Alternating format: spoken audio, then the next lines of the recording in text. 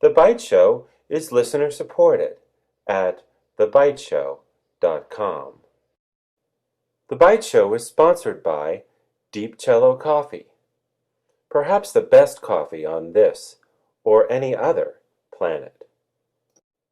The Byte Show is sponsored by Deep Cello Coffee, perhaps the best coffee on this or any other planet.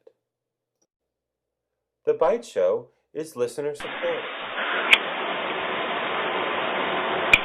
Hello, everybody. This is GeorgeAnn Hughes, and this is the Byte Show.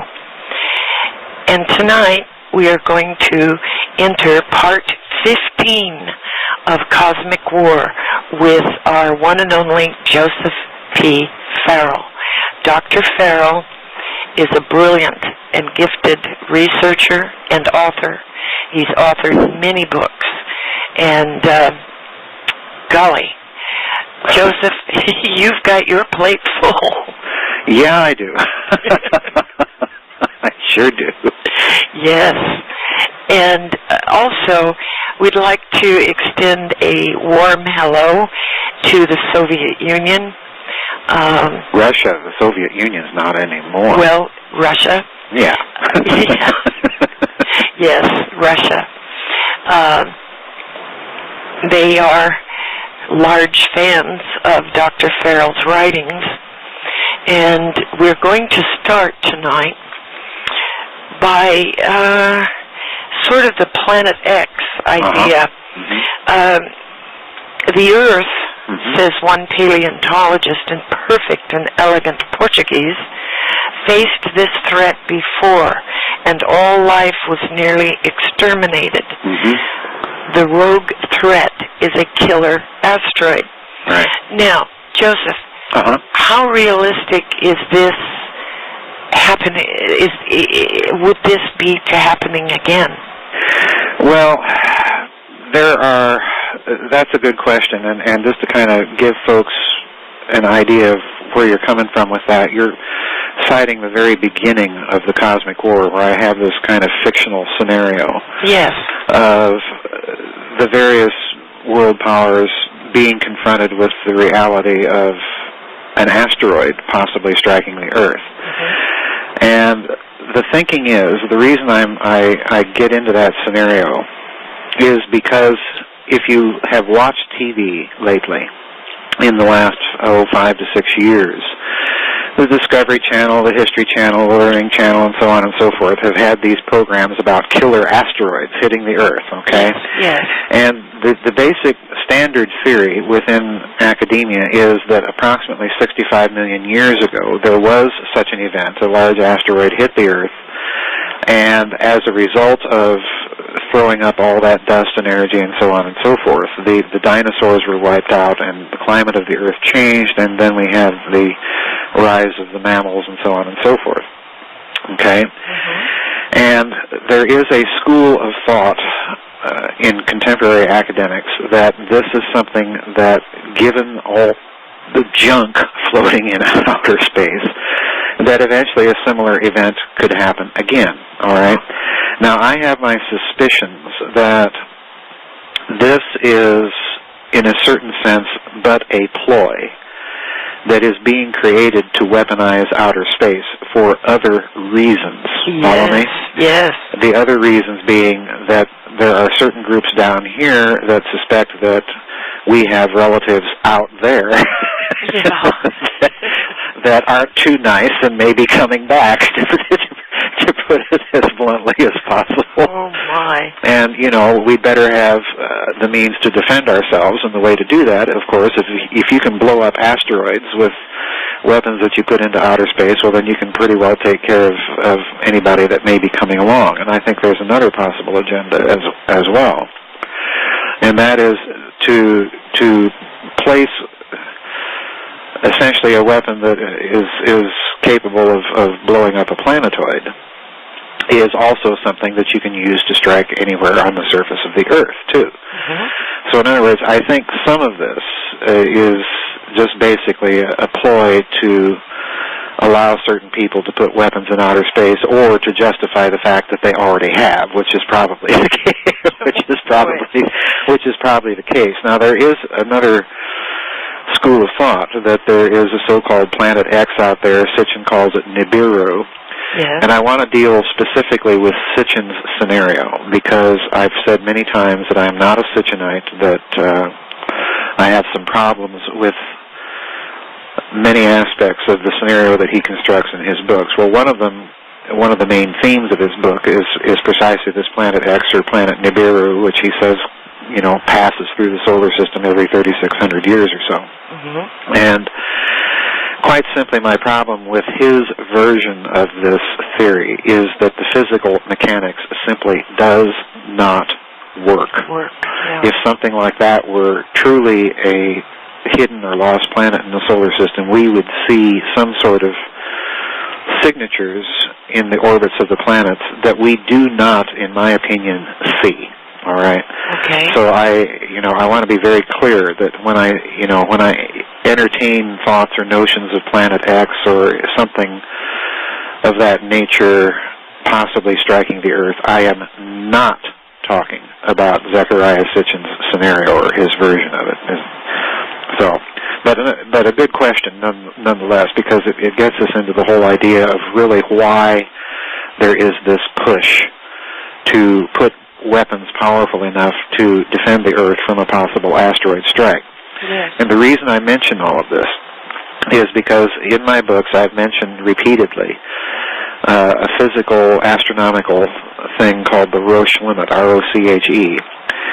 And if you want to think of it, it is a kind of a natural defensive grid around a planet that's caused by its gravitational field, that when an object enters it, it is subjected to tidal stresses and in many cases breaks up. The Roche limit essentially is a barrier that crunches stuff up and makes it manageable. Yeah. Well, if you remember, you saw a good example of the Roche limit at work when the comet Schumacher-Levy a few years back broke up and then struck Jupiter. So in other words, the whole comet didn't strike Jupiter. It was fragments of it because it was subjected to all those tidal stresses by Jupiter's gravitational field.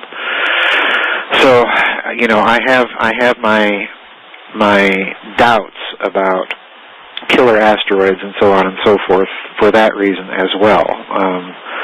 It would have to be a very big asteroid traveling rather quickly in order to strike a blow like that on planet Earth. So, I've got problems with the physics of it, and then I think, as I said in the beginning of my remarks, I think that a lot of this is just nothing but pure politics and a way to create a smokescreen to get weapons up into outer space for other reasons.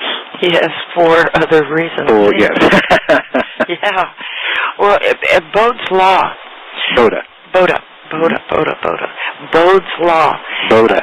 Bode's law. Yes. He talks about the spacing of the planets. Mm-hmm. Why is that significant? Well, Bode's law, Bode was a German astronomer, 18th century German astronomer, who came up with a law, a very simple little arithmetical law that I mentioned in the first chapter of the Cosmic War, that predicted relatively successfully the orbits of the planets, beginning with Mercury, out through the known planets back then. But the problem with the law was that it predicted a planet should be in the asteroid belt, and there wasn't any. Okay? And at the time that he made his prediction that there should be a planet there, of course, astronomers began to look for one. And unfortunately, what they were finding, what eventually they started to find, of course, were the asteroids. They found, I believe it was an asteroid by the name of Charon. I may be mistaken about that, but the asteroids began to be discovered because they were looking for a planet where the asteroid belt is. Yeah. That's the problem. And as soon as they discovered that, well, what we're finding here isn't a planet, we're finding a bunch of junk, a bunch of debris, they came to the conclusion very, very early in the 19th century that this debris that they kept finding was probably the remains of an exploded planet. That's where the whole idea of an exploded planet started, was Bode's law and that prediction. And And oddly enough, GeorgeAnn, these early 19th century astronomers, guess what they named the planet? Krypton. So in other words, yeah, Krypton. Yeah, and the interesting thing about the asteroid belt and this idea of an exploded planet, which is, you know, the early 19th century version of it, is, and I should qualify that by saying that it was serious astronomers that were talking about an exploded planet.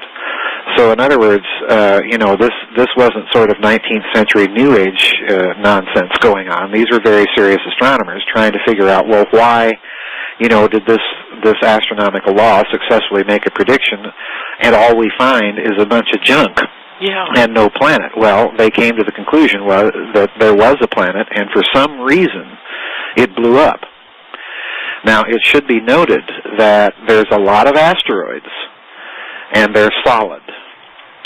So in other words, whatever blew up was a large, solid planet.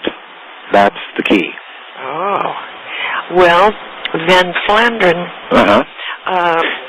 claims that asteroids exhibit explosion signatures. Yes, yes.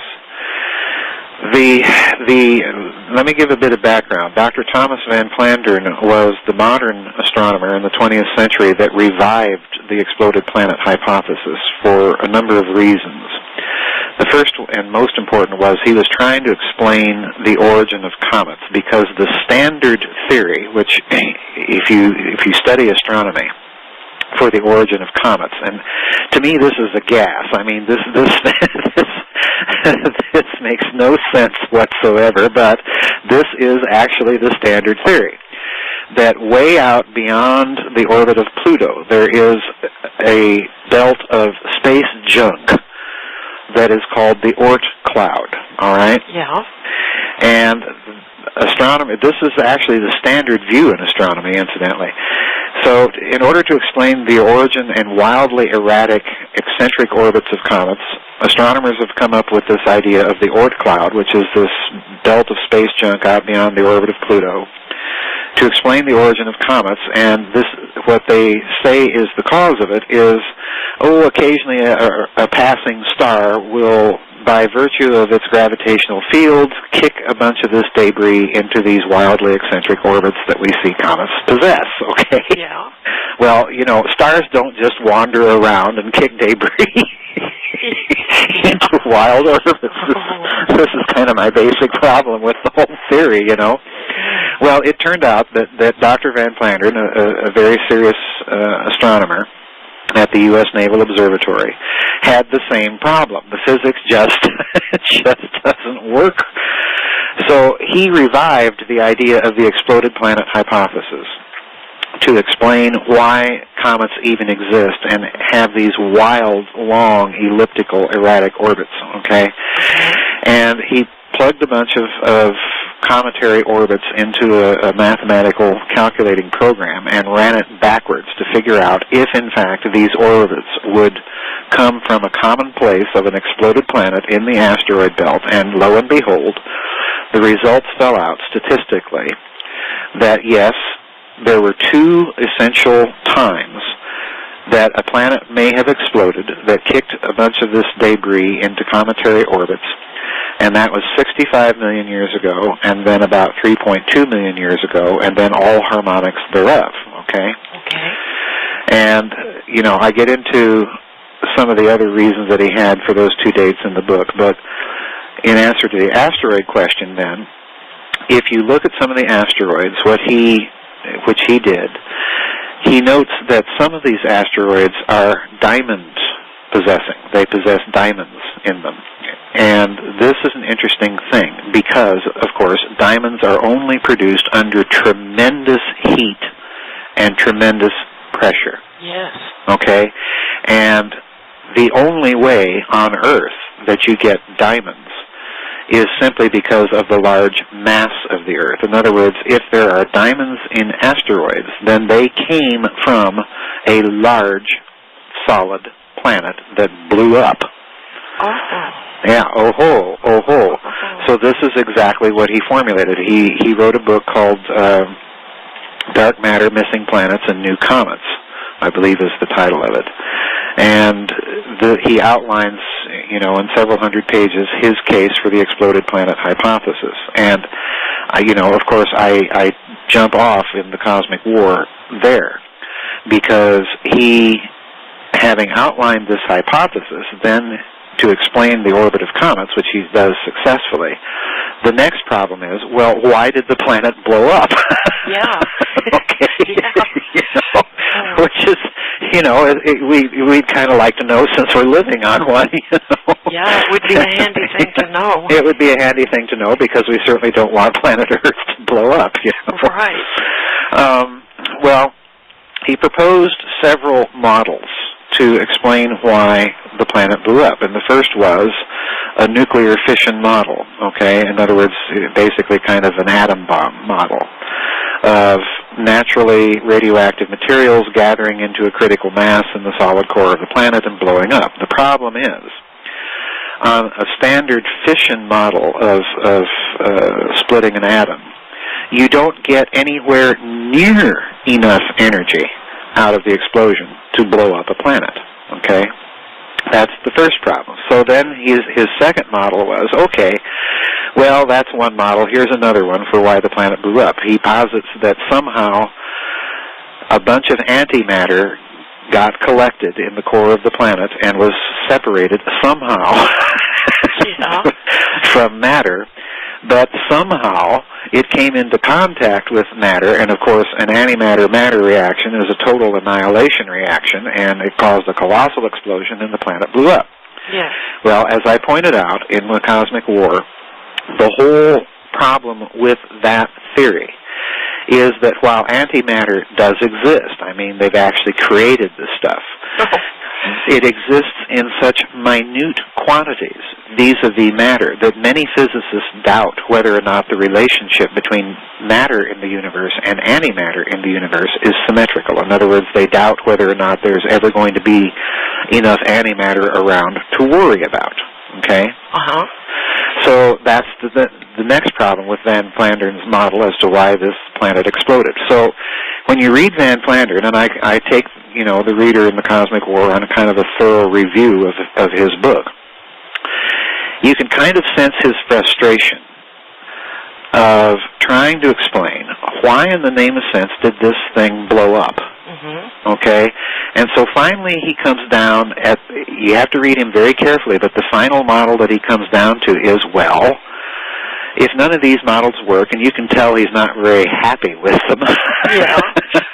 If none of these models work, then perhaps it was the result of deliberate action.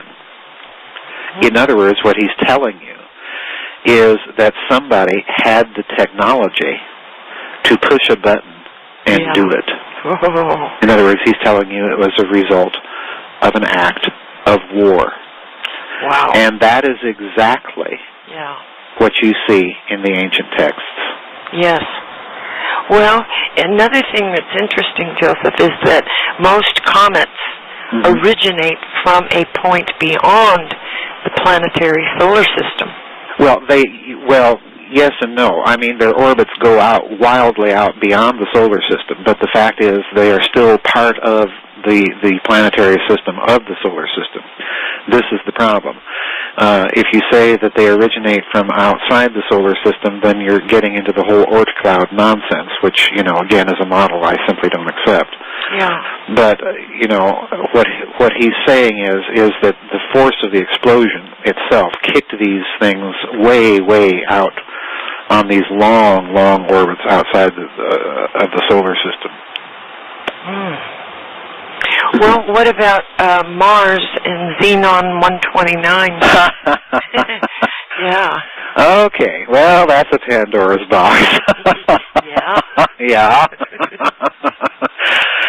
That's an interesting problem because our good friend Richard Hoagland, and in his book, The Monuments of Mars, one of the things that he noted was that there is an unusual amount of Xenon 129 on the planet Mars. Okay? Now, just so your listeners know the significance of that, xenon-129 is a byproduct of nuclear explosions, okay? Yeah. In other words, light off an A-bomb and you're going to get a lot of xenon-129 floating around, okay? Yeah. Well, the problem is there's so much xenon-129 on Mars, abnormally high trace amounts of it. And since the origin of xenon-129 is most often in nuclear explosions, this leads one to the conclusion that, well, we have a bunch of A-bombs going off on Mars, okay? Yeah. Well, it's an interesting argument because, it's another argument that Hoagland makes for the case that there was a civilization of some sort on Mars and that all of a sudden it was destroyed. Because the other thing that he does in the Monuments of Mars, does quite a lot of in the Monuments of Mars, is that he looks at craters on Mars, crater counts on Mars. And oddly enough, just as on the Moon, there are all sorts of craters that are aligned in double systems. Crater, crater, over and over and over and over again. Yes.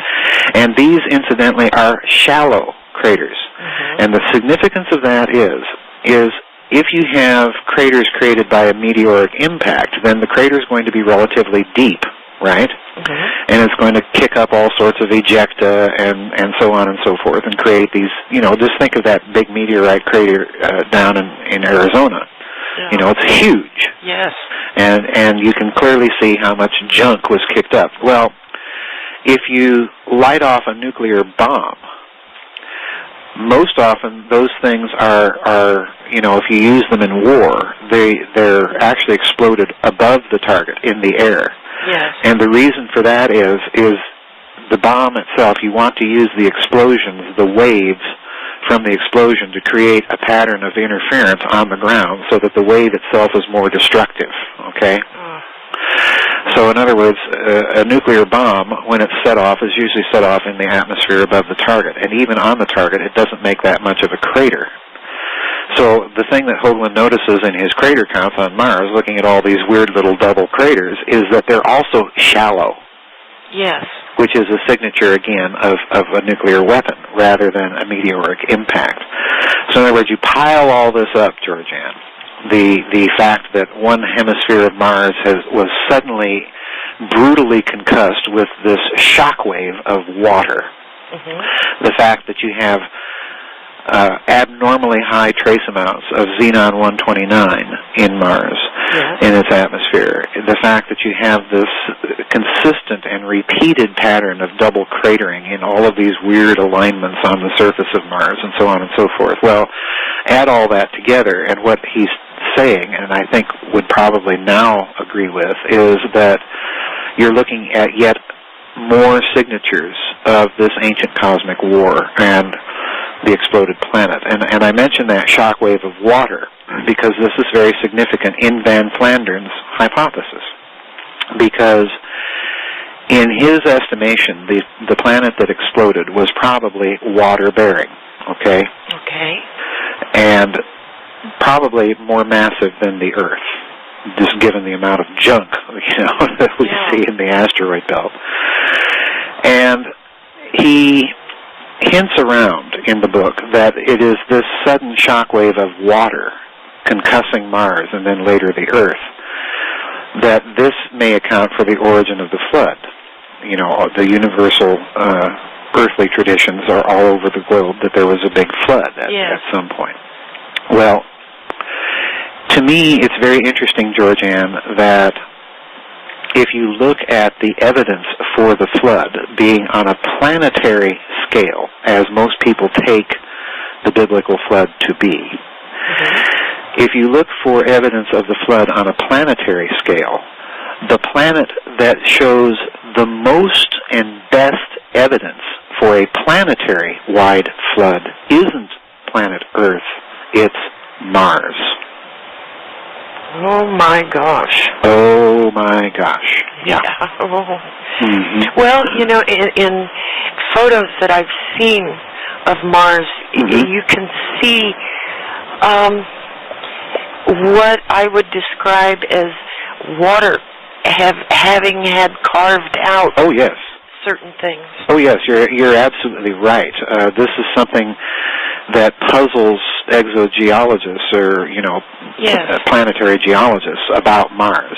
Because, as I say, the southern hemisphere of Mars looks like it was just absolutely scoured all of a sudden with a huge amount of water that just more or less slapped the planet, scoured out all of these gorges and chasms. I mean, there are places on Mars that absolutely dwarf the Grand Canyon in scale and size and depth and so on and so forth. And the northern hemisphere of Mars, conversely, is almost devoid of any of that sort of evidence of geological flooding, okay? Yeah. And in Van Flander's reading of the exploded planet hypothesis, what happened was, and the other thing we should know is that Mars has virtually no magnetic field, no magnetosphere, as does the Earth. Mm-hmm. It's very, very weak on Mars. And of course, the atmosphere and everything else on Mars is quite different than Earth. But there is enough evidence to suggest that Mars may have once been a life-bearing planet with oceans, continents, and so on and so forth. Yes. So in Van Flander's reading of it, what he suggests, kind of hints around at, is that when the planet exploded and you had this shock wave of water and debris spreading out from it, the first planet that it's going to hit, of course, is going to be Mars. Okay? Mm-hmm. Mars is concussed, and that shock wave basically strips away or creates such a shock that the magnetosphere of Mars is stripped away. The atmosphere of Mars is blown away, basically, whatever it was, and you have this now barren planet as a result of it. So, yeah, it's a very complex hypothesis. The problem now that we revisionists have to face, that is a significant one, is that in Van Flander's dating, as I mentioned, this event took place either 65 million years ago or 3.2 million years ago, all right? Mm-hmm. The ruins on Mars in the Cydonia region that Hoagland has been talking about for so many years appear to be much younger than 3.2 million years ago. Oh, my goodness. Yeah. So we have to do one of two things. We either have to look at our chronology for this event, or we have to assume that whatever civilization was on Mars took some sort of steps to ensure its survival, or that whoever was on that planet had some of its people escape prior to the event and then come back. Yeah. Okay? Now, I mention that because in several of our previous interviews, you have mentioned the ancient text that speaks of the gods leaving the earth before the flood and then looking on from the meridian of high heaven, right? Yes. And weeping. Yes. Okay? At the destruction. At the destruction that has been caused. Well, again, there is really nothing in the story to indicate that we have to assume that it is planet Earth that they're escaping from. That's true. It may be, again, because the geological evidence for a planetary-wide flood is much better on Mars than on Earth. It may be that the whole story is taking place somewhere else, namely there. Oh, my goodness. Oh, my goodness, yeah. You see, this opens up a really big Pandora's box because, again, if, let's just speculate here a bit.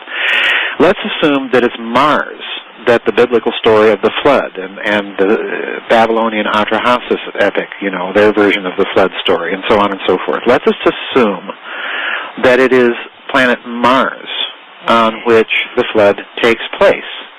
Okay? What's the Ark?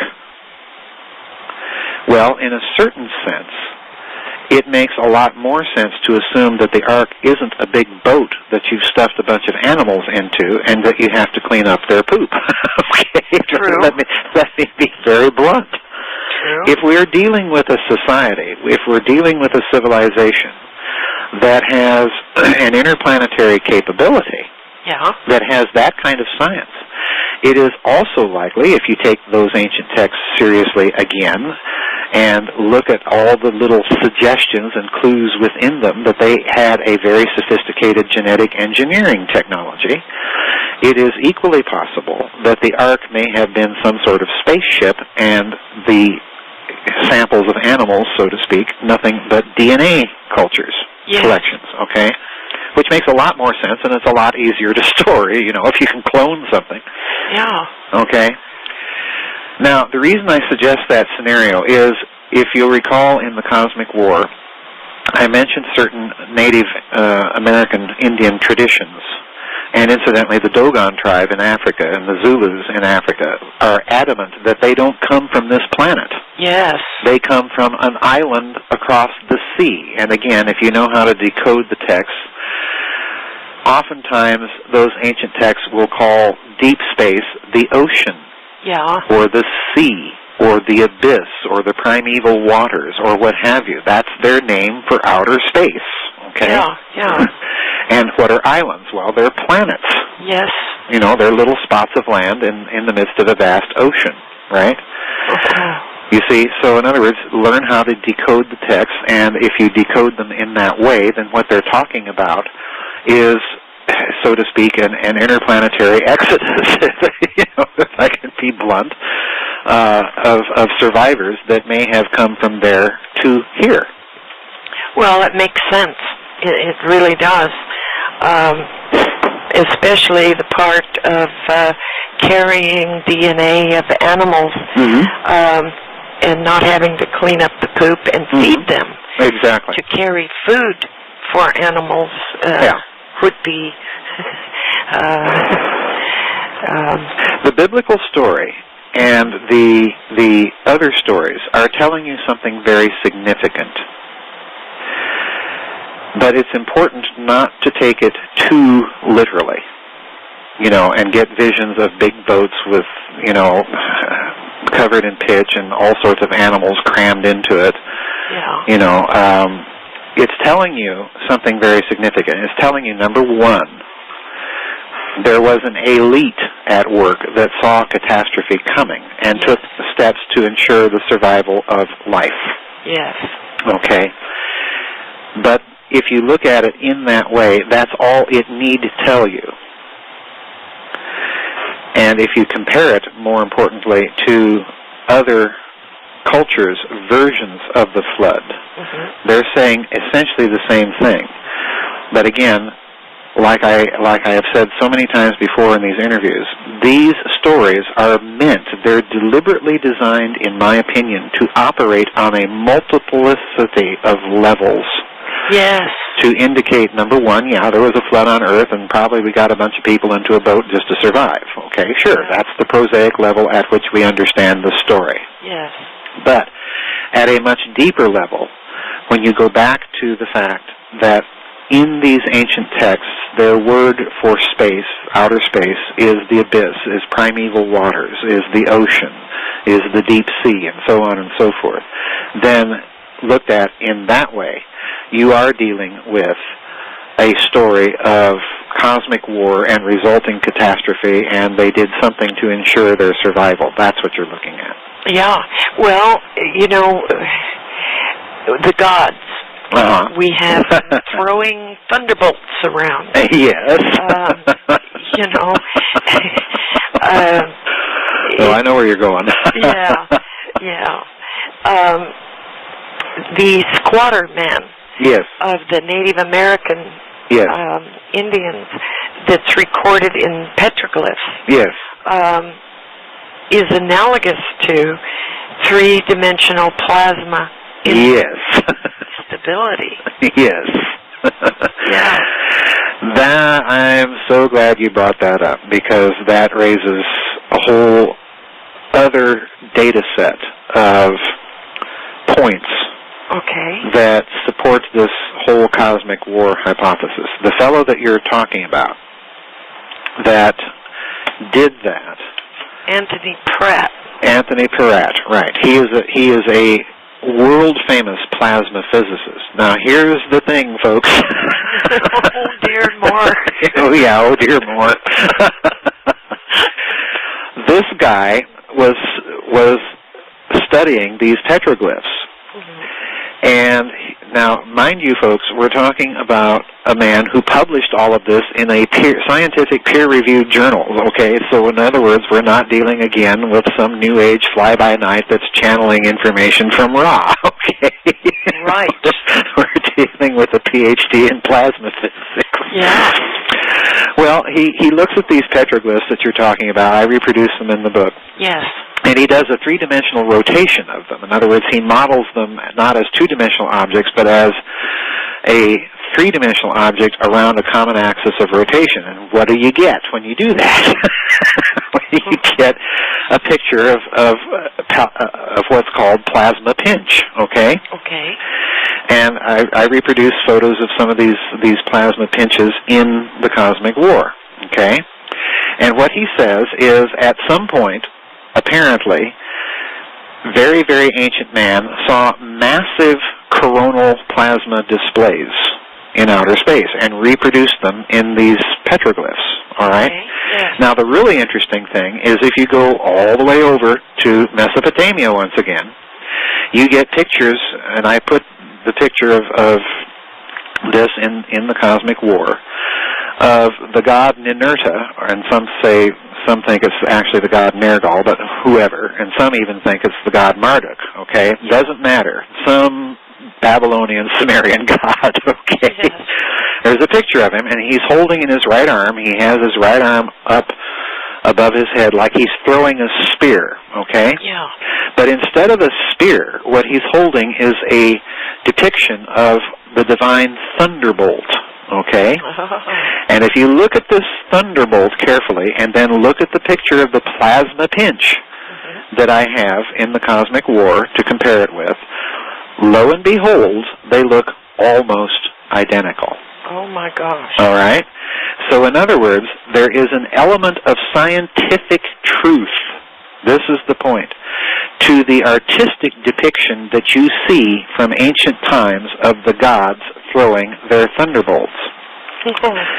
Now, let's go back to Mars. Okay? On the surface of Mars, right near the equator, there is a huge, gigantic, almost planetary-wide scar that runs for thousands of miles. This is the Martian Grand Canyon, and like I say, it absolutely dwarfs anything on planet Earth for its sheer scale. Yeah. But the odd thing is, number one, if you look at the geology of this feature, it's called the Valle Marineris, okay? If you look at the geology of this feature, it looks as if it had been carved out by a gigantic lightning strike. In other words, a plasma. That's all lightning is. It's an electrified gas. What you see when lightning goes off is the ionized atmosphere of the Earth as this huge amount of electrostatic direct current voltage is passing through it. Okay, that's what creates the lightning.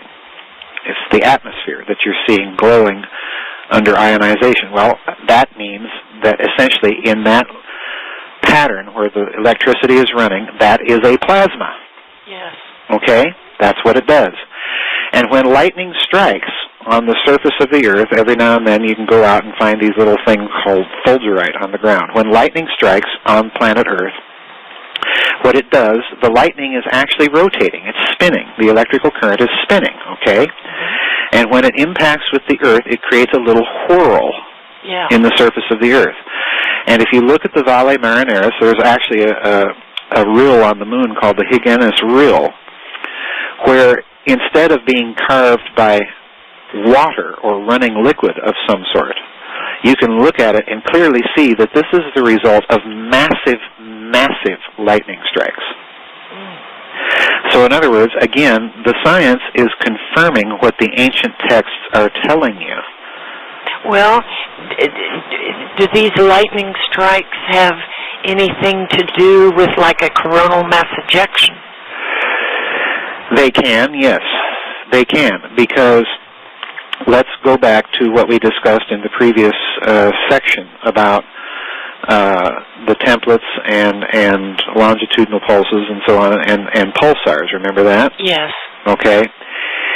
If you recall, I said that any large rotating mass is a natural resonator of these kinds of physical fields, right? Mm-hmm. The sun is the most massive of all of those, correct? All it would take for gigantic lightning strikes from the sun is if somehow you polarized the sun and the planets in a huge electrical dipole, a huge electrical circuit, and that would create the conditions for those types of things that you're describing. And incidentally, there is a certain school, it's not a very well-known school within astronomical science, that maintains that in its original condition, very early in its history, the solar system was much more electrodynamic than it is now. In other words, that's their fancy way for telling you that now the planets are more or less electrically neutral. You don't get these big, huge arcs of electricity arcing from one planet to another. Oh. But what they're saying is way back when, the conditions may have been such that they could do that. Oh, dear. Oh, dear. Now, let's imagine if you possess the knowledge of all of that, if you possess the science to do it deliberately. Oh, gosh. Oh, gosh. And, of course, I'm maintaining that at one time we did. Yes, yes. And that we're trying to put it desperately back together. Well, someone on the Earth had to witness some of these things. Yes, well, there had to be someone here to make the petroglyphs, to do the... Yes, or to record stories about the wars of the gods tossing their thunderbolts. Yeah. Okay? Yeah. Now, again, Peratt is a peer review, the paper that he published where he says all this is peer-reviewed. It's a serious scientific paper. Mm-hmm. The problem is, again, the chronological one. Because, again, if you go back to Van Flanneren's hypothesis, the hypothesis states that the planet exploded either 65 million years ago or 3.2 million years ago. I opt for the later date, about 3.2 million years ago, for various reasons that I get into in the Cosmic War. Yeah. But if you take the petroglyphs that Peratt is talking about, those, if I recall correctly, are dated to approximately 30,000 to 45,000 years ago, right? So in other words, again, the chronology is the problem. It's not the basic facts that are the problem. It's the chronology. Trying to piece all of this together in a consistent chronological framework. Now, I don't attempt in the Cosmic War to reconcile all of these chronological difficulties, but I'll speculate a bit here on one possible way to do it. And that is that if you recall, in the Cosmic War, this war between the gods appears to have been fought at least in two stages. In other words, we have sort of an ancient version of World War I, and then, Germany comes back, and we get to go round two. Yeah. So, let's hope the old phrase, third time is a charm, is going to be the case. But the same thing holds true if you read carefully these ancient texts describing the Cosmic War, because there's an early one fought between Marduk and Tiamat, right? Yes. Then there's a later one fought between Ninurta and Nergal. And it's interesting that I think the first time the Earth was destroyed by fire. Right.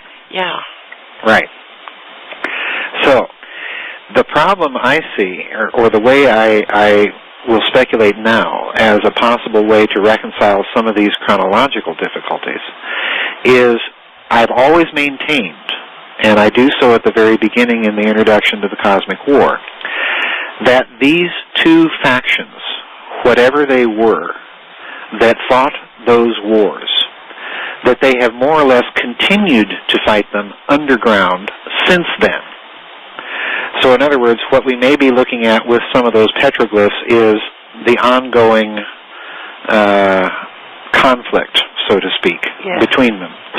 So that at least, that's my thinking now. And the reason I'm putting it to you that way, GeorgeAnn, is because in the book that's at the printer now, Genes, Giants, Monsters, and Men, I outline a case, or I begin to start the case of what happened after the Cosmic War.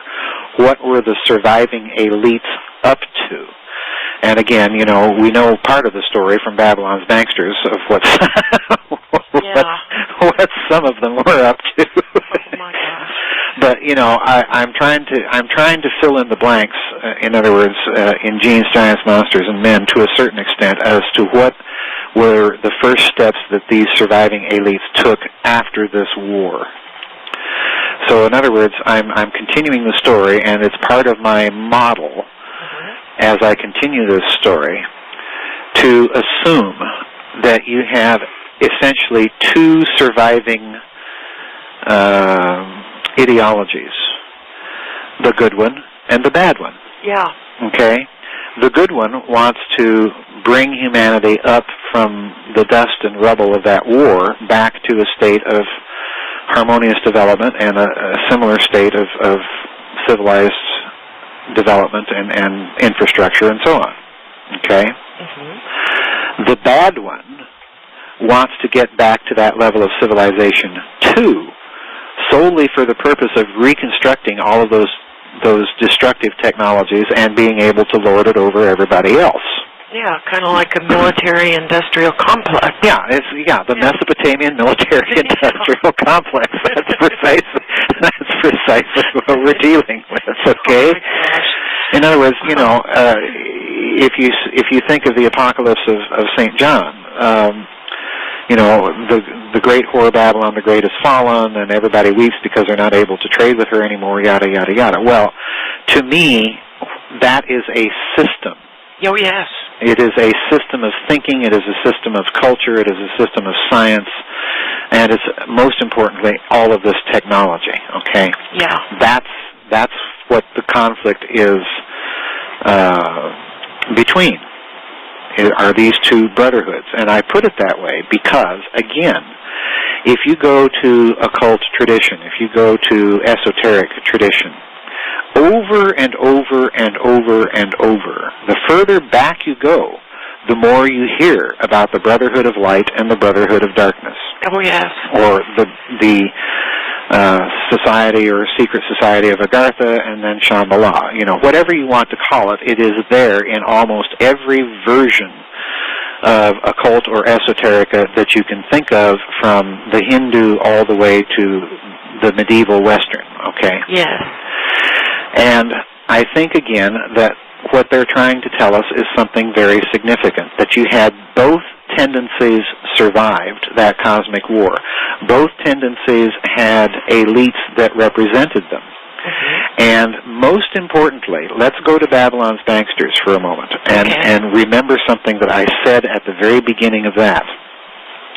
If you recall, I said that the real founding purpose of the Bilderberg Group was to take all that Nazi loot that Martin Bormann and company are sitting on top of and move it into the Western banks, where they would be kept off the books, that pile of cash would in turn allow those banks to expand their ledger credit-making entry ability and hence create the post-war boom, all right?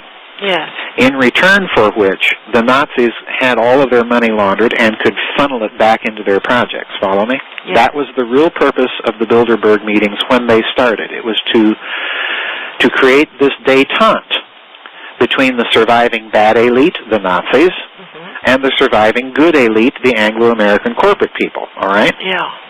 The Rockefeller-Rothschild crowd. Yes. Now, let's go back to the Cosmic War. The same circumstance prevails. You have just fought an immensely destructive war, and essentially it left both sides exhausted. Yes. So what do the surviving elites do? For a while, just as after World War II, they make common cause. Aha!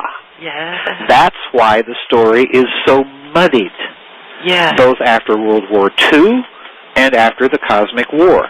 There's the other source for the editing of texts that we keep bumping into, because it's impossible, if you assume that model to be true, to say that this family of texts represents the good guys, namely the biblical, and that set of texts, namely the Mesopotamian or Egyptian or Hindu or what have you, represent the bad guys. Yeah.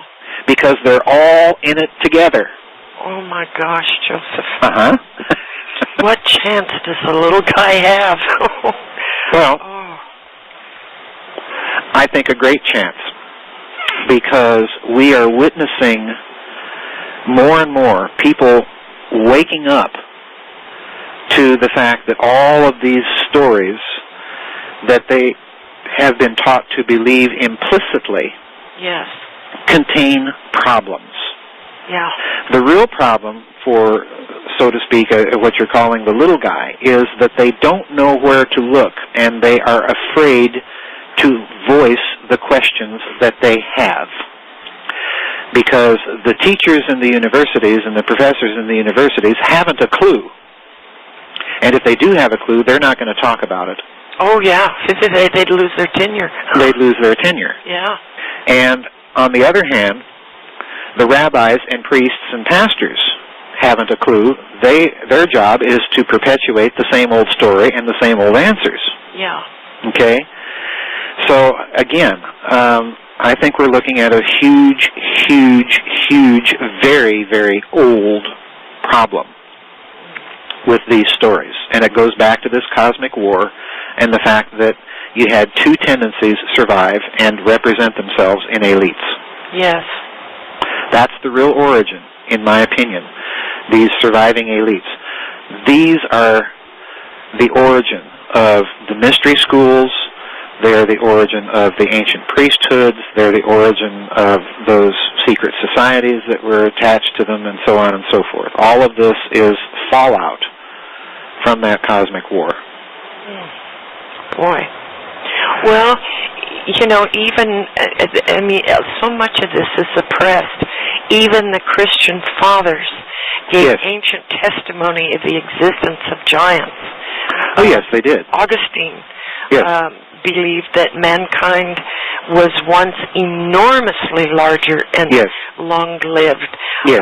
The Roman legions, Yes. they battled giant soldiers. Yes. Pliny the Elder wrote one giant was over 40 feet tall. Yeah. Giants were found among the Celts. Yes. You know, these things have been suppressed. Well, and the reason why is they don't want you looking at them too closely. And in Ginsberg's Legends of the Jews, Abraham was 20 feet tall. Yeah. Yes. That's another little tradition, you know, that we don't like to hear about. They don't want you to hear about. Yeah. But yes, all of these things are true. Now, I get into the evidences for giants and how the ancients most likely misinterpreted a lot of it in Genes, Giants, Monsters, and Men. You know me. I lay something out there, and then I'll write another book about it. Yes, yes. But the reason I did that is to get people to start thinking. If you're coming from a planet with a larger mass than the Earth, and it's solid, what kind of people are you going to have? Larger. Larger. Why? Because they're going to have much more massive bones and so on and so forth, because of simply the gravitational structure. You know, it's going to produce that. In one argument, you can look at it the other way and say, well, you're going to have much smaller, shorter, fatter people too, you know, for the same reason. But, you know, the whole point is to point out all of this that is arguing little details that point in the direction that this exploded planet hypothesis is in fact true, because it correlates so nicely. It makes sense of all of these ancient texts and myths. And what it's telling you is that they're not myth in the sense of being untrue. Yeah. They're myth in the sense of containing a core of truth. Yes. Well, the pre-Adamic world was destroyed by fire and then by water in Noetic times. Could we entertain that is true? Well, again, the traditions that speak of the pre-Adamic world and its destruction, you know, are there's Jewish traditions to this effect. And oddly enough, if you come all the way across the Atlantic Ocean and go visit the Maya, they have, they have similar traditions. Yeah. You know, and how does an academic explain that? You know? Yeah. They really can't, and they're not even really inclined to try and explain any of that. But the problem there is, again, when you're reconstructing the history of this, and this is one of the big problems I have with Sitchin. You can sit down and read Sitchin, and he's got a detailed chronology of all of this, but you can only derive that detailed chronology by selecting certain things and ignoring others. Oh, okay. Okay? Yeah. So in other words, in the Cosmic War, I'm not trying at all. I even come right out in the introduction and tell you that there are so many chronological problems, so many points in the data set that you have to deal with, such as this business of Hebrew traditions of the pre-Adamic world being destroyed by fire. Yes. Okay? Where do you fit that in this scheme of the Cosmic War? Now, having said that, in a certain sense, you can fit it rather neatly, because if you view the rise of modern man, which occurred, according to the geneticists, about 150 to 200,000 years ago. Yeah. Bang! All of a sudden, we have Cro-Magnon man popping up, and if you read the standard evolutionary explanations for it, they make no sense. We're just all of a sudden here. Yeah. Yeah. You know, and very quickly we decide that we don't want to be hunter-gatherers anymore. We want to, we want to create these big civilizations. You know? Yeah. And again, this makes no sense. They ignore these things and try and fit it into some kooky evolutionary scheme about how all these civilizations came out. And in the end, they end up not explaining it at all. Yes. So the problem is, where do we come from? Well, if there was a pre-Adamic world, if there was a pre-Adamic civilization, then that can be fitted into this cosmic war scenario precisely by all of these divine thunderbolts being cast around. Yeah. Because what is a plasma? It's a very, very hot gas. Yeah. It's a fire. It's like the sun. So there you go. So you can have all sorts of explanations, but you know, I'm going into this detail to try and show people how to go about, if you're going to go about coming up with a chronology of these events, then you have to work very carefully, and you have to pin it around a very broad framework. And to my mind, that broad framework of chronological progression is provided by Van Flander's exploded planet hypothesis. Boy. Because there you have an arguable, hard scientific case that can be made for the dating of certain things at certain times. Yes, yes. Well, another thing, the gods seem to have agreed to starve the people to death. Yes. Oh. Well, yeah. In the Babylonian version of the flood, it's called the Atrahasis epic. Okay, Atrahasis is their name for their Noah character. Okay. Yeah. In that version of the story, you read about the fact, and this to me, GeorgeAnn, is really where you begin to see the clues that there are agendas going on behind the texts. Yes. Particularly the biblical text, all right? Yeah. Because what's the story in the biblical text with Noah? Well, he's the only righteous man around, and we're going to save him and liquidate, you know, in good Yahweh fashion, we're going to liquidate everybody else, you know, which raises just enormous moral problems for me, you know. Yeah. But anyway, in the Atrahasis epic, you get a very different take on the reasoning behind the flood. And that is that the gods, and the two gods, incidentally, that are fighting the most are Enlil, our good old friends Enlil and Enki. Yeah.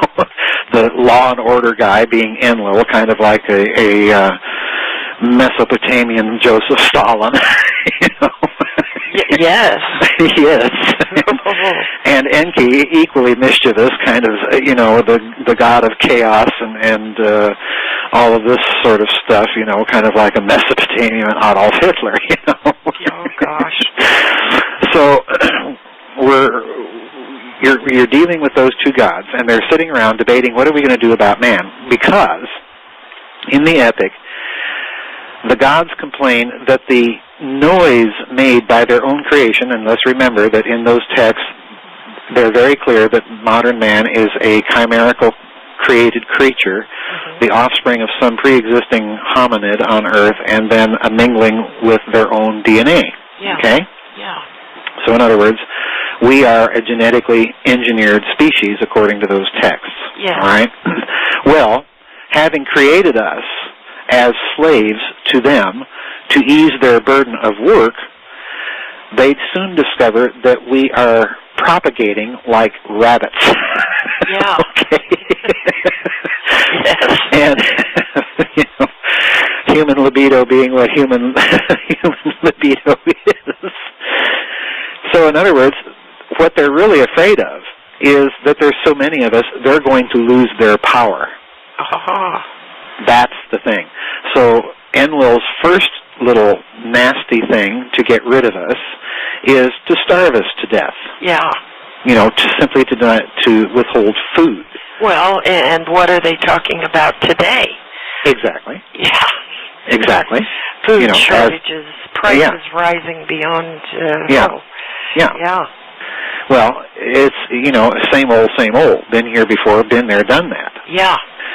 So, you know. Gee. But, you know, the starvation plan isn't working fast enough and is apparently not going well enough, getting rid of enough humans for these gods to be satisfied with, so Enlil decides to wipe us out by a flood. Yeah. Okay? And that's when Enki steps in and subverts the whole process by telling Atrahasis, you know, they're going to wipe you out with a flood, so, you know, build a boat and save yourself and some of your friends. Okay? Yeah. So this is this is what goes on. Well, the flood was arranged. Yeah, in any version, this is an important point that you just hit on, GeorgeAnn. Okay. In any version of the legend of the flood that you consult, be it biblical, Sumerian, Babylonian, Mayan, North American Indian, in any version that you consult, it is an arranged event. Yeah. In other words, it is the product of political calculation and a technology that can do it. Oh my. That's the key thing. Yikes. What's changed? Yes, what's changed? The position of the stars of heaven changed, and I did not return them to their place. Yes. The control of heaven was undone. Yes. What about that? Okay, let's go back to the whole cosmic war hypothesis. Okay? Let's go back to the exploded planet. Okay. Do you remember in the Giza Death Star destroyed, I cite the Enuma Elish, okay? Yes. And at the very end of what I cite, it says, and Marduk measured the structure of the deep. Yes. Okay? Why is that necessary? What's he doing? Well, the whole technology that we're dealing with, GeorgeAnn, is based on what? It's based on planetary positions and celestial alignments, right? Yes. If you blow up a planet, that's going to throw a major monkey wrench into the celestial mechanics of the solar system, needless to say, you know. And incidentally, there are even more interesting things in the Babylonian text because Tiamat had her own zodiac system, Okay, and Yeah. if you read the Babylonian text, what does Marduk do? He comes along and he throws all that out, and he introduces essentially the system that we use now. Okay, so in other words, it looks to me that what's going on is because as a result of the war, you've altered the celestial mechanics of the solar system. You may have knocked a few of the planets off their axis of rotation 1 or 2 degrees, and as a result of that, that's going to change the measurement of all the stars and so on and so forth, right? Yes, yes. And their positionings. So in other words, once again, what the texts are telling you is something colossal happened in the solar system, and everything had to be redone. Oh, my gosh. Now, incidentally, this is where I pick up the story Yeah. in Gene's Giants, Monsters, and Men, is with the story of what is the first thing the surviving elites did after the war. They measured everything. Yeah. Well, the galactic meaning of the flat Earth, the 4 corners of the Earth, what is that all about? Okay. In all of these ancient symbols that we've heard, like the 4 corners of the earth or the 4 winds and so on and so forth, all of these things, again, are code for a deep physics. That's the point.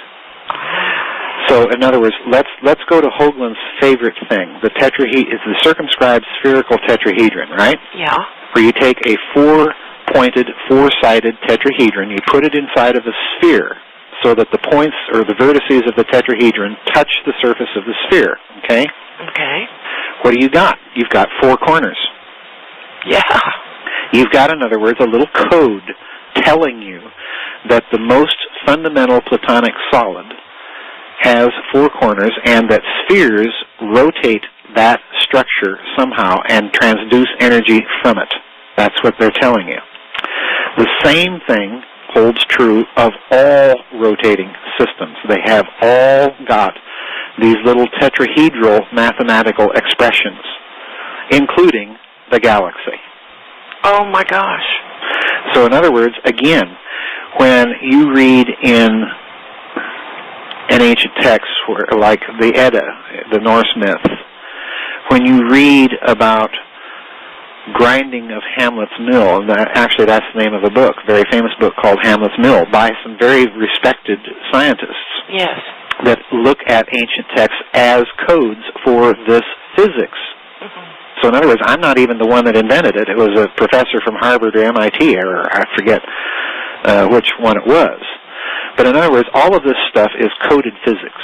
Every last shred of it. And that's what the 4 corners of the earth means, or the 4 winds, and so on and so forth, that you sometimes see expressed in Mesopotamian literature. Oh, boy. And 7 winds, too, incidentally.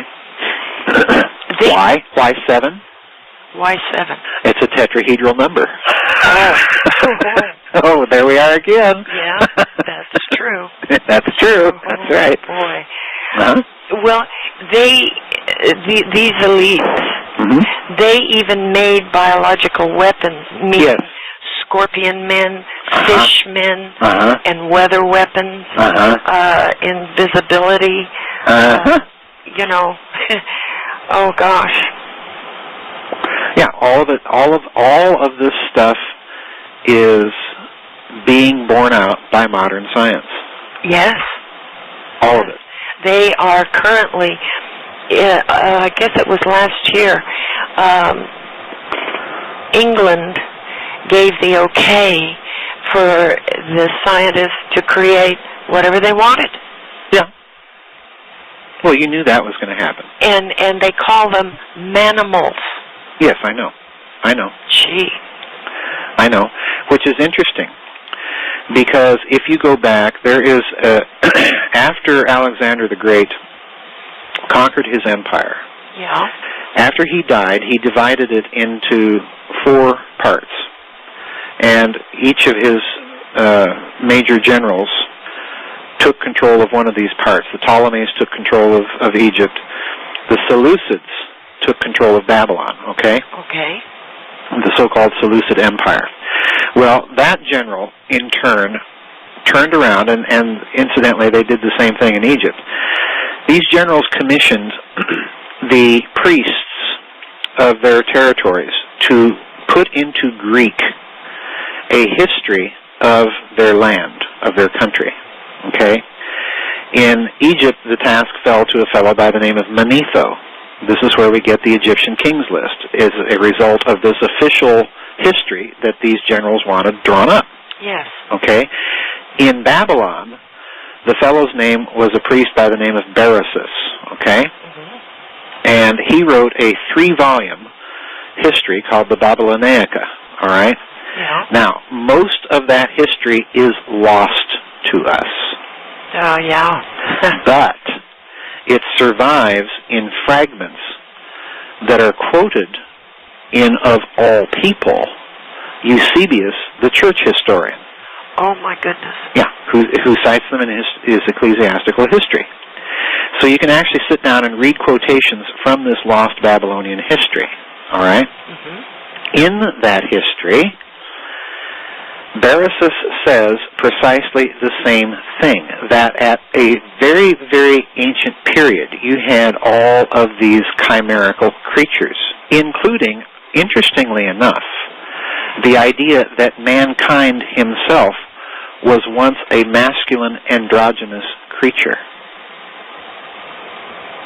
Wow. Wow. Oh. Yeah, Wow. because daughters weren't born to them until later. Until later, exactly. Yeah. Exactly. And you find the same thing in Jewish tradition. Oh, my gosh. So, in other words, we're looking, and the fact that it comes in later in the Jewish tradition, to me, is probably a legacy of the Babylonian captivity, where they learned these stories and were attempting, in my opinion, to fit them into their own religious context. Yeah. Because, again, let's assume that we're Jews of the 6th century. Mm-hmm. And we go into exile into Babylon. Well, we've got our religious books, right? Yes. And all of a sudden we encounter a culture with the same stories, but more details to them. Yeah. Okay? Yeah. So what do? We try to make sense out of our own tradition by incorporating into our traditions some of these stories and Hebraicize them. Yes. So in other words, I think with some of these things in the Jewish tradition, you're looking at second-hand or second-generation Babylonian stuff. Oh, yes. You see, the story gets more and more and more complex. Yeah. This is why, if you're going to go back and do a revisionist history of this period of time and incorporate the biblical text, you need to move very slowly and very carefully. Yes. True. Oh. Well, the weapons that they came up with tap into space and time. Yes. The medium itself, Joseph. Yes. Good grief. Yeah, good grief. Oh. It's mind-boggling. Yes, it is. The expanse of time that we would be looking at. Oh my gosh. Well, let's since you're talking about expanse of time. Yeah. Let's put this again into the modern context. When I make comparisons of what happened after the Cosmic War with these surviving elites, and what happened after World War I and World War II with the Allies and Germany, the comparison is not accidental, GeorgeAnn. Because what happens after World War I? The Allies prohibit, in the Treaty of Versailles, prohibit Germany from even really having an effective defense at all. Yeah. Now, put yourself in the Germans' shoes for a moment. Here they are, sitting squat in the middle of Central Europe, and they are surrounded by powerful countries. Oh, yes. France, England, Italy, Russia, okay? Yeah. No self-respecting German politician or military man is going to settle for that state of affairs. True. Their national survival depends on an effective defense. Well, of course. Of course. So no sooner is the ink dry on the Treaty of Versailles, and the Germans are plotting and planning on how to get around. Forget about the Nazis. This was being done by the Weimar Republic. All right? Mm-hmm. Now, one of the things that happens in Germany after World War I is that the elites of the country, the corporate elites, the military elite, and so on and so forth, because of the stipulations of the treaty, what did they do? They went underground. Oh, and yeah. What did they do? It's after World War I that you see a burst of creation of secret societies, yes, of hidden elites that are, number one, trying to preserve a technological and scientific legacy that was uniquely German. And number two, as a result of this conservation activity, they are also secretly, quietly steering policy behind the scenes. Oh. So in other words, let me put it very bluntly, I think that you have represented in 20th century history, particularly in Europe, and the activities that go on in association with the two major world wars, that you have evident activity of the survival of those elites from the cosmic war, that far back. Oh my gosh, Joseph. Why else, GeorgeAnn? Oh. Why else do you find the beginnings of a secret space program and a public one in Nazi Germany? Oh. With rockets, yeah, raining down on London in a very visible display of an antiquated technology. While over here, secretly and quietly, what are they working on? Flying saucers, the bell, and all of this horrendous stuff. Yeah. Yeah. Oh. Oh, yeah, yeah. Oh, yeah, yeah. And, you know, the same thing occurs after World War II in the Soviet Union. You've got rockets, and then you've got Kozyrev off over here doing his little thing. Yeah. And we don't even find out about it until 40 years later, you know. Oh, my gosh. Yes, exactly. This is a very, very big story, and it's a very old one. And, you know, my model, GeorgeAnn, is that, yeah, I am really proposing that these two brotherhoods or elites or whatever you want to call them have survived for that long. Clear back to the end of that cosmic war. Yes, ma'am. Oh, my Because if you stop and think, what am I doing with Babylon's banksters? I'm filling in a little part of the history of what they're up to after that war. Yeah. If you go look at the Philosopher's Stone, I'm filling in the Middle Ages a little bit. Mm-hmm. With the Nazi books, I'm filling in the modern period. So, you know, I've still got gaps to fill in. Certainly. Yeah. Big, huge ones. Gaping ones. But, in other words, the model has worked so far, it hasn't let me down. Oh, my gosh. Yeah, it's a big story. Well, the Enuma Elish is an account of war, not a creation epic. Absolutely. Absolutely. And I'm glad you raised that, because if you go to a seminary, for example, and a fairly liberal one, you might be exposed to some of these Mesopotamian traditions and myths, right? Yes. And the Enuma Elish is one of them that sometimes you're exposed to. Well, they teach you in universities and seminaries, well, this is a creation epic. Yeah. Because what do you have? You have creation emerging from the primordial chaos, right? Yeah. Well, if you sit down and read the danged thing, it's not a creation story at all. It's the story of a war, a real, honest-to-goodness, actual war.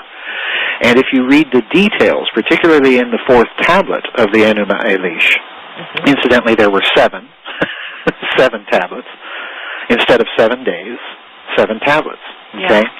Yeah. And that's, you know, that had contributed to a certain extent that the academics back in the 19th century, when they discovered these stories, That's the reason they thought they were looking at the Sumerian version of Genesis.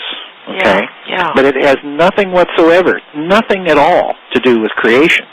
It's got everything to do with this war of the gods, because the details in the fourth tablet of the destruction of Tiamat are describing in detail the destruction of a planet, and doing so with the detailed physics signatures that you would see if you were dealing with the kind of physics that we've been talking about in this series. Oh my gosh, Joseph. Oh. Yeah, it's big. Yeah, it's huge. It's gigantic. Yeah, that's It's gigantic. And if all of this is true, GeorgeAnn, this is the significant thing. If all of this, and italicize, boldface, and underline the word if, okay? Because I'm certainly not presenting any of this as just hard dogmatic fact. It's my considered opinion. Yes. But nothing more. If all of this be true, then it has a profound effect on the way we should interpret modern events, and who is behind them, and Absolutely. why. Absolutely, Joseph. Well, going back that long ago, who was present on the earth? The sons of heaven? Yes. The B'nai Elohim? Yes. The sons of God? The Anunnaki? Gosh. Oh my gosh. Yeah, and I don't obviously don't discount those stories. I believe them. I believe that we're not dealing with some sort of theological pious pie-in-the-sky stuff that has to be explained away in little Sunday school lectures. I think that we are dealing with a hard fact and reality. Well, and incidentally, hold on to your thought. Okay. Because I want to add this. For the kind of genetic engineering to take place, as is indicated in those ancient texts, there has to be an initial genetic compatibility to begin with. Oh, yes. So in other words, my friends, what we're looking at with these Anunnaki or B'nai Elohim or what have you, what we're looking at in terms of the implications of modern genetic science is we're looking at our genetic cousins out there somewhere. In other words, the species Homo sapiens sapiens is part of the genus Homo sapiens, right? Yes. There are other members of that family. That's the other implication of those ancient texts, and they're out there somewhere. Yeah. Out there somewhere. And MIT, several years ago, there was a science program on television, and MIT was presenting foreign objects that had been extracted from the human body. Yes. And they claimed that they were implants of some type. Yes. There are numerous agencies that make the same claims. Yes, yes, yes. Well, that whole technology of